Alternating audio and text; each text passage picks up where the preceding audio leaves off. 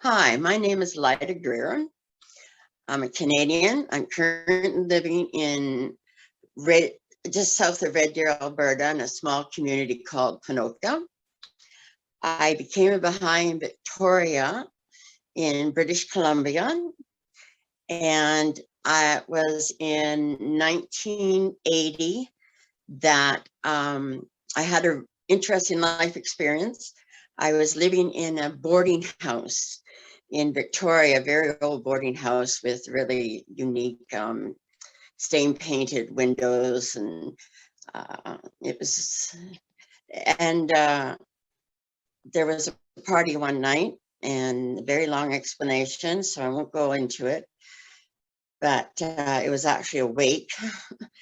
And during the party, somebody had broken into my room and got lost and started a fire in my closet. So by the time I woke up with everybody banging in a heritage home with solid oak doors, I looked at the end of my bed and the wall was on fire and part of the ceiling was on fire. And although I would have never, ever thought I was suicidal or even had any suicide indications, the first thought that came to mind was not get out, but I could just stay here and end it. And that kind of shocked me. I'm sure it was less than a second passing thought because, you know, you can't really sit in a fire. Anyways, I got to the door and I managed to open it before they broke down. The rush of air into the room blew up the room, and I was lucky the door blew closed behind me. But that was the first indication that I ever had that, you know, things just weren't right with me. The court case, went to court 3 times. First time to see if there was evidence to have a court case. Second time it was to, the guy got charged, and the third time it was to actually go, and he was not charged, he was released. The course of the court took probably a good 8-9 months. They're not fast. During that time, I don't know, I just, the thought just made me crazy. I started doing stupid things like getting drunk and walking. I was in a heritage building called the Cherry Bank Hotel. I had the top floor, and it had the old, really stormer windows, floor-to-ceiling windows. And I used to have a few drinks, get out, and kind of walk around the roof. And if I got back, I'd give it another day. If I didn't, I wouldn't worry about it. I was really in a strange place. So it was the decision by the court of law and all the experts that I was only alive today through a pure act of God. There was absolutely no reason for me to have gotten out of that room. When we went back in, the whole top of the bed was gone where I'd been laying. There was tissue paper, rabbits, I believe it was Easter. There's some Easter stuff that had fallen on the floor, and it was still intact, but the rest of the room from the bed out was just like gone. There was nothing recognizable. The phone had been on the floor and it just melted into a blob of plastic. And I was starting a new job the next day. So one of my friends having the party, I said, no matter what, you got a phone and make sure I get up. I don't, you know, miss this opportunity. So here is this blob of plastic, and they're trying to fight the fire, and it's ringing and it's ringing and it's ringing, and it just wouldn't stop ringing. Yeah, it was a really surreal event, the whole thing. But I think the whole reason we went to court 3 times was God had to get the message to me that I was alive today because of an act of God. And I thought, well, if this is true, then I better find a way to live. I better find a way to sort this out and move on. my uncle who lived in Nanaimo, I'd gone up to visit him, and he had had a lot of health issues and things. And when I went up to visit him, man, he was looking so good and happy and healthy. I was really surprised. So I asked him, "What are you doing?" And he said he had switched to a naturopathic doctor.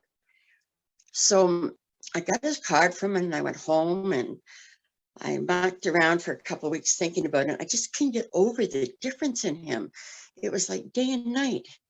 So I phoned the clinic he had. I didn't drive at the time.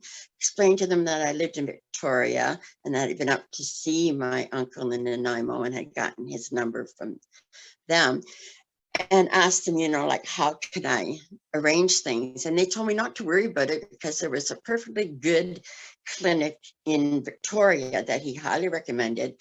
And one of the doctors, there were two in the clinic, was Dr. Philip Kempling. So I ended up with an appointment with Dr. Kempling, who, after assessing my health, said that he could help me physically. He could send me to somebody who could help me mentally.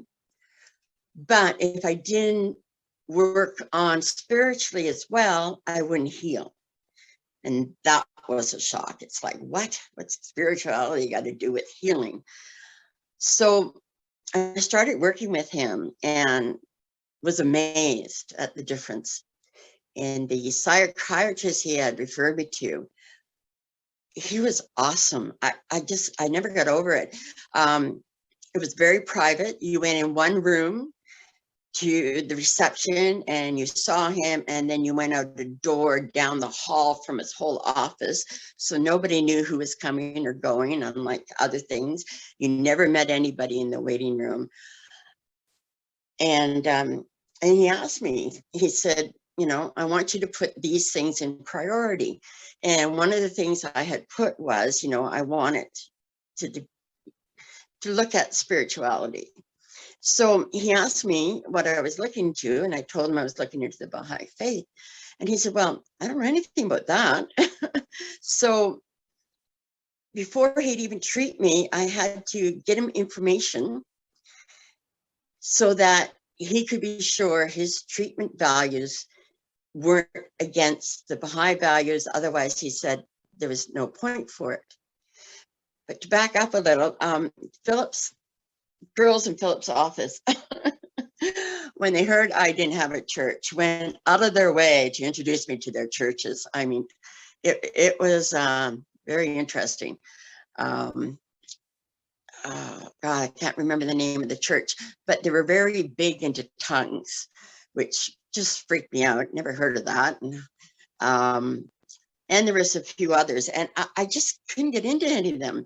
So finally I told Philip, I said, I was in an appointment with him. I said, I'm sorry, I know physically we're working well, and I know, I really like the guy you referred me to, but I said, spiritually, it's not there for me. I said, I used to belong to the United Church of Canada. So I had started going back to the United Church, but it just didn't do anything for me. And so I tried all their churches and they didn't do anything for me. So I told them, I said, look, it's not like I'm not trying to cooperate. There's just nothing here for me. So he asked me, have you ever heard of the Baha'i Faith? And I said, no. And he goes, well, I'm a Baha'i, but I can't be the one to introduce you or teach you the faith as your doctor. So he introduced me to a lady called Janice Lynham. And she was working with a guy named Stu Beveridge doing new believers classes. So this is 1980, way before Ruhi or anything else. And so I started going. And the funny thing was even with Philip, he brought me a little Gloria Fazey, little blue Gloria Fazey book. I'm sure most people remember, on the faith. And I was working night shift. So I took it with me from his office. And the next morning, before he even locked his office, I was standing there with this little Gloria Fazey book saying, you got anything else?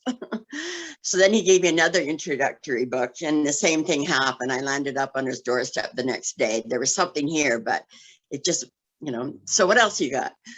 So then he gave me the Baha'i World Faith. And he says, if you come back tomorrow, I know you're not reading this. So he's right. I didn't come back, but I read it like a novel. I opened page 1 and I could not put it down. So I showed up a week later and he said, you haven't read it. And I said, yeah, I have. And he said, how can you read it? It's, in a week. And I said, because it was a page turner and I could not put it down. And he just didn't want to believe me.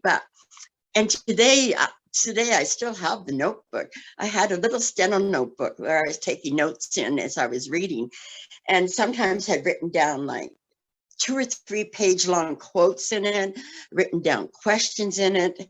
And when he realized that, he said, okay.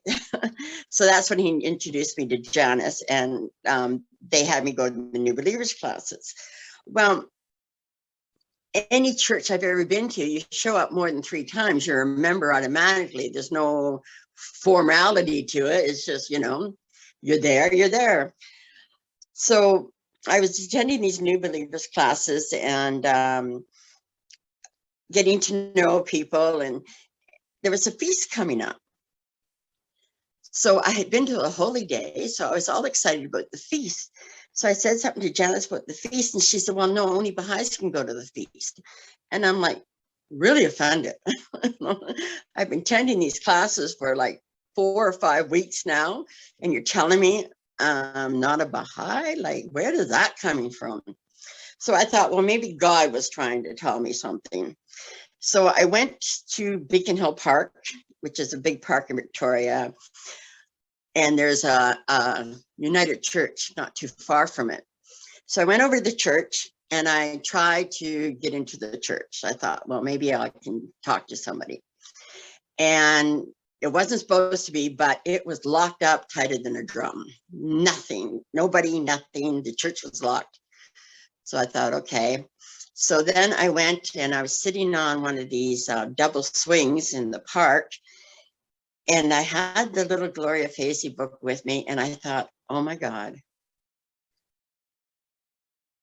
I'm a Baha'i. And at that very moment, Bill Duckett, who happened to be a member of the Victoria community, who had met me because of the holy days I'd gone to, asked me, he goes, he just went at me, he said, you've decided. I said, how do you know? I just decided. And he said, you're glowing. And I'm a photographer, so I had my camera with me. He said, let me take a picture of you. So he took a picture of me, and for years, it's the only one I would ever share. And I said, okay, fine. I said, you're right, but you can't tell anybody because I got to let Janice know first before I tell anybody else. So I took the bus over to Janice's house, and she was home, and I went in, and I said, so, but the feast coming up. She said, yeah. And I said, well, how do you become a Baha'i? And she goes, oh, well, you just sign a card, and she was busy. And then I said, okay, like, how do you get a card? And she goes, oh, well, you get one for the family. And then I said, Janice, do you have a card? So then she finally realized what I was asking her, and she gets all fluttered, and she goes, you've just been so involved, I keep forgetting. So she found me a card, I signed it, and that was May 30th, 1981. And I got to go to my very first feast on June 5th. And that's how I became a Baha'i.